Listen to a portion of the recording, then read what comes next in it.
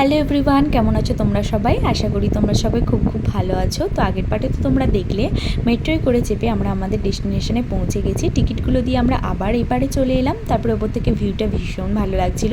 আর সিঁড়ি দিয়ে নেমে কিন্তু আমরা স্টেশন থেকে রাস্তায় চলে যাচ্ছি। যেহেতু জিজু আগে থেকে অটো বুক করে রেখেছিল, আমাদেরকে অটোর জন্য একদমই ওয়েট করতে হয়নি। নিচে গিয়ে একদম অটোয় বসে আমরা মন্দিরের উদ্দেশ্যে বেরিয়ে পড়লাম। জানো, গরমটাও সেদিন কিন্তু ভীষণ ছিল। আর মন্দিরে এখানে পৌঁছে গেছি। দেখো, এটা মন্দিরের বাইরেটা, তারপরে ভেতরে এন্ট্রি করলাম আমরা মন্দিরের। কিন্তু বাইরে থেকে মন্দিরটা আমার ভীষণ ভালো লাগছিল। এখানে কিছু গোবিন্দাস ছিল, তারপরে গিফট হাউস আরে ছিল, বাইরের দিকে এগুলো আছে। তারপর রাস্তায় করে একদম চলে গেলাম।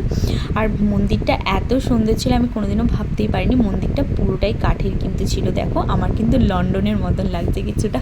তারপর এই মন্দিরে তোমরা কিন্তু কে কে গেছো আমাকে অবশ্যই জানিও। এটা পুনার নিগড়ির মন্দির।